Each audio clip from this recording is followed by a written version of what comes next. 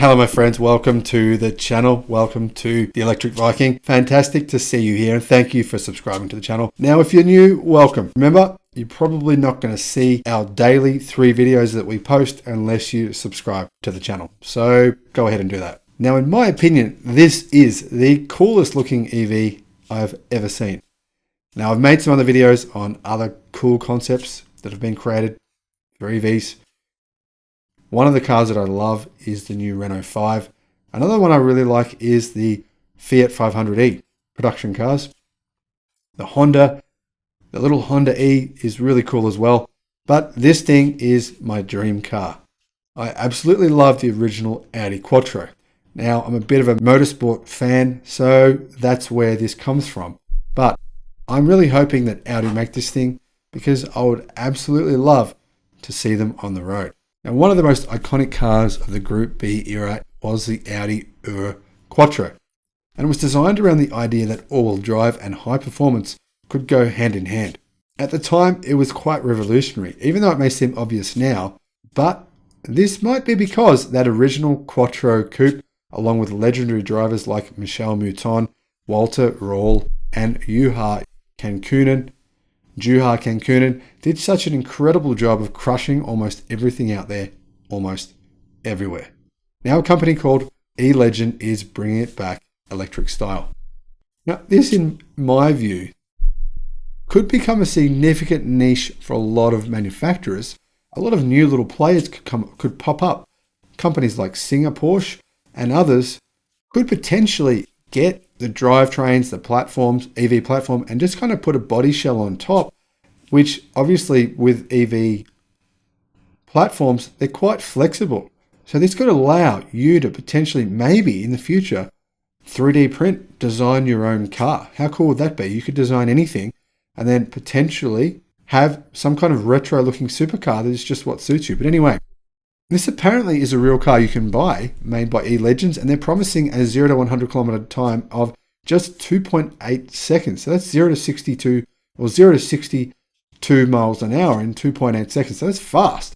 And that's thanks to it having 3 electric motors, 2 at the rear axle and 1 at the front, giving a total output of 816 horsepower and 1,180 pound-feet of torque. Now, I don't know if you can see. You can obviously see the old school looks, but I really like the design choices, like the pencil-thin side view cameras, that they cut down on weight and aerodynamic drag. Obviously, you're going to be able to get that camera inside of the car, so you don't have to look outside of the car at your cameras. I think they look rad. Now, what about this? Have a look at the roof with NACA duct, which seems like it might actually be functional, assuming there's some battery cooling hardware hiding somewhere under that big glass rear hatch. But regardless, it's another cool feature that I really like. Now, adding to the classic high rake look of the EL1 are a set of 19-inch wheels up front and 20-inch wheels in the back. Now, the batteries are arranged in a T formation, similar to what the original GM Saturn EV1 ran. The chassis is designed and developed by material experts at Roding Automobile GmbH. The EL1 seems a really well-conceived vehicle. Now, what about the price? Well, it's just a tad out of my price range. It's going to cost around $1 million US. So I guess it's the kind of car you might consider if you win the lottery. If you're not already aware, the original Audi Quattro was a road and rally car produced by Audi and was first shown at the 1980 Geneva Motor Show on the 3rd of March. And production continued from that period until 1991. Now, what does Quattro mean? All it means is Italian for 4, but it was reused by Audi to refer to the Quattro four-wheel drive system or any four-wheel drive version of an Audi model. Now, this particular model was known as the Ur Quattro, which is German for primordial, original, or first of its kind. Now, the Audi Quattro was the first rally car to take advantage of the then recently changed rules that allowed the use of four-wheel drive in competition racing. It won consecutive competitions for the next 2 years, and to commemorate the success of the Audi production automobiles with this four-wheel drive system, were badged with the trademark Quattro with a lowercase q letter. Now, there was another Audi Quattro concept, like a remaking of the original Quattro, which actually came out in 2010 at the Paris Motor Show, or Paris Motor Show.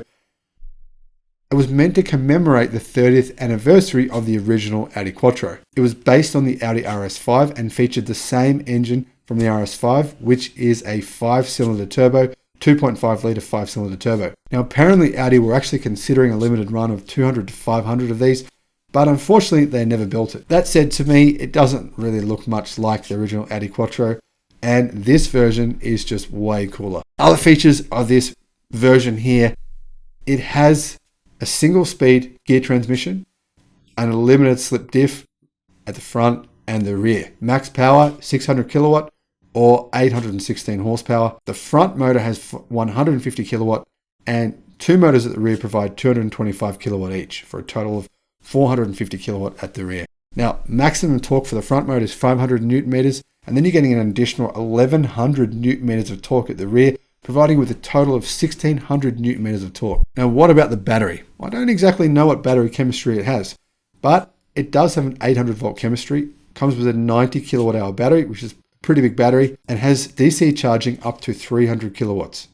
And apparently it's also liquid cooled. Now, usually with big cars like this, which have big batteries, they're quite heavy. But surprisingly, this thing only weighs 1,650 kilos. Now, performance stats. Top speed is 300 kilometers an hour. 0 to 100 kilometers an hour comes in 2.8 seconds. 0 to 200 is probably more impressive at 8.5 seconds. And it has a WLTP range of 425 kilometers. And this is a really impressively light car, considering it has a 90 kilowatt hour battery pack. So I don't know what they're doing to make it so light. Now remember, this car isn't actually built by Audi. It's built by another company in Germany. And I've just made this video because I think it's super cool and I want one. Thanks for watching the video. I'll see you on the next one. Bye-bye.